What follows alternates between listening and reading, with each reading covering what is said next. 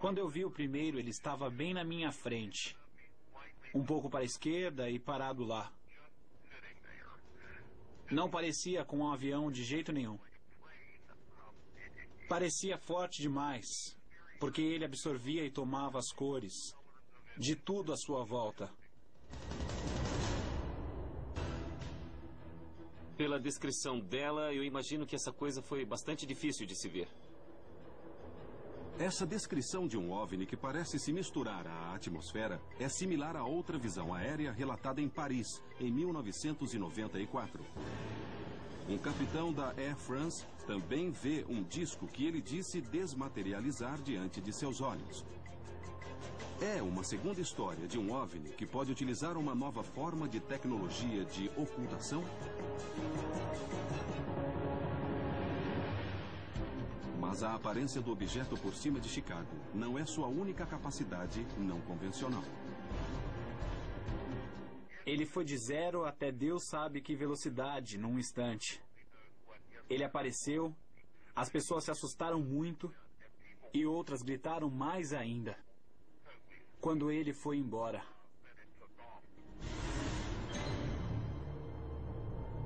As reações são muito fortes. Gritam, urram. Por que você pensa? Que coisa pode fazer isso? Era bem óbvio que não era uma nuvem. Era bem óbvio que não era um objeto sólido. Ele não mudou de forma. Obviamente não era um balão que estava sujeito ao vento. Ele não se movia com o vento. Não foram umas luzes que pareceram estranhas à noite, nem nada disso. Foi uma visão diurna, bastante clara.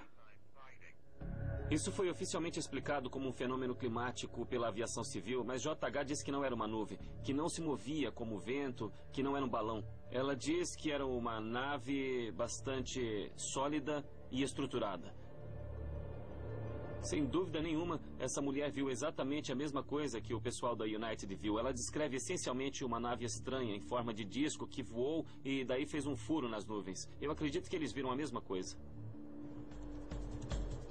Com testemunhas exigindo anonimato, a investigação vai até um controlador de tráfego aéreo que estava na torre de O'Hare naquele dia. Alguém observou um disco voador uns 300 metros acima do portão Charlie 17. E ele vai falar pela primeira vez na televisão. Os funcionários da United Airlines viram um objeto estranho.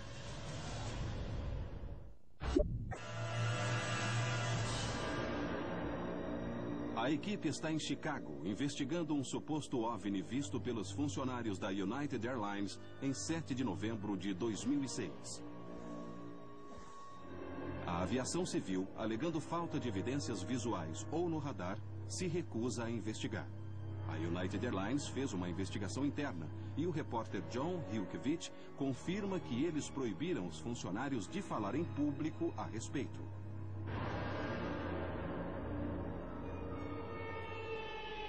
Depois de ouvir as fitas da torre em primeira mão, Pat e Bill encontram com Craig Bersick, um controlador de tráfego com 22 anos de experiência. 18 deles no O'Hare. Craig controlava o tráfego terrestre em 7 de novembro de 2006. Ele vai falar sobre isso na TV pela primeira vez. Nas fitas, é Craig que pergunta se outros aviões viram o OVNI relatado pelo C-17. 5668, câmbio. 5668 na escuta. Olha pela sua janela. Você vê alguma coisa acima do espaço da United? Eles ligaram dizendo que alguém observou um disco voador. Para você, como é que foi que esse incidente começou? Meu supervisor atendeu um telefonema. Ele desligou o telefone e meio que gritou para todo mundo que a United Airlines estava no telefone dizendo que alguns de seus funcionários diziam ter visto algum tipo de objeto estranho flutuando por cima do terminal da United. Então ele perguntou a todo mundo se alguém tinha visto, se já tinham visto o objeto, se tinha algum helicóptero voando por ali, qualquer coisa assim. E a resposta foi não. Apesar de não ter visto nada em cima do portão, Craig pergunta a outros aviões sobre o suposto OVNI. Alguém observou um disco voador uns 300 metros acima do portão Charlie 17. Está vendo alguma coisa aí? Eu tinha um jato regional que estava parado na área de espera do lado oposto do terminal da United. Então falei com esse piloto e informei que alguém tinha ligado dizendo que tinha visto algo. Perguntei se ele tinha visto e a resposta foi não. Não vemos nem vimos nada. Ele estava lá uns 20 minutos. Mas a comunicação de Craig com o jato regional foi interrompida pelo mecânico da United, que estava levando um avião de volta ao terminal. Vimos há uma meia hora. Quem viu? Vários de nós aqui no pátio do Charlie. É mesmo? Viram quem? Os mecânicos da United. Então, o que acontece quando se juntam esses dois relatos conflitantes? Como tenta resolvê-los na sua cabeça? Se tivéssemos visto alguma coisa como eles, obviamente seria bem diferente, mas nós não vimos nada e havia não menos que 15 pessoas na cabine da torre naquela hora, controladores, supervisores, gerenciadores de tráfego, sabe? Trabalhamos num prédio feito para ver uma aeronave. O nosso trabalho é esse, a especificação do nosso trabalho é segurança. Temos uma visão ampla de 360 graus e o único ponto cego que eu diria que há é exatamente em cima da torre de controle.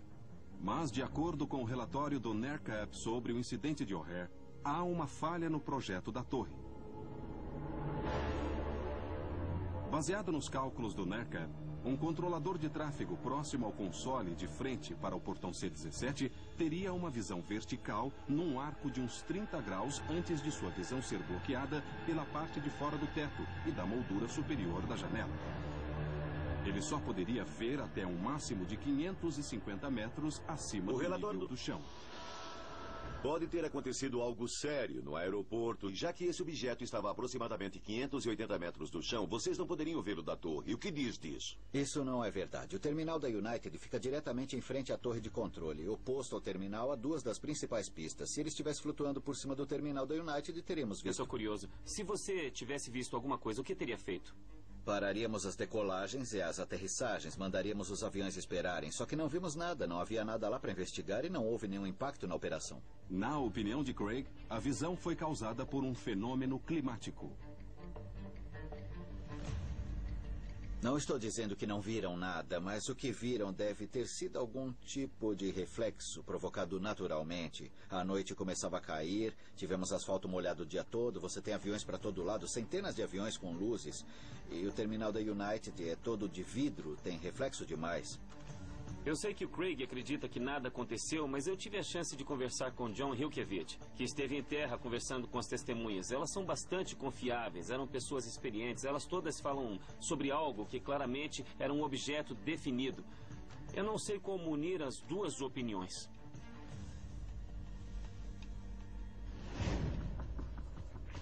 Mas um detalhe final do incidente de O'Hare pode ser o mais significativo. De acordo com as testemunhas, o OVNI subiu rapidamente, formando um buraco na nuvem acima, por onde eles puderam ver o céu azul. Não é a primeira vez que testemunhas das supostas visões de OVNIs relatam ter visto buracos estranhos feitos nas nuvens. Em Newfoundland, em 1947, em Warwickshire, na Inglaterra, em 1977 e recentemente em 2002 em Ventura, Califórnia. Ted encontra o meteorologista William Puckett, um dos autores do relatório do NERCAP sobre o OVNI de Chicago. As testemunhas que dizem ter visto esse fenômeno na formação das nuvens estavam olhando diretamente para cima ou horizontalmente para o lado? Pelo que eu soube, elas estavam olhando para frente. Logo depois do objeto ter feito uma subida repentina, elas viram esse buraco na nuvem e viram o céu azul. Pelo histórico meteorológico, quais eram as nuvens mais altas naquele dia?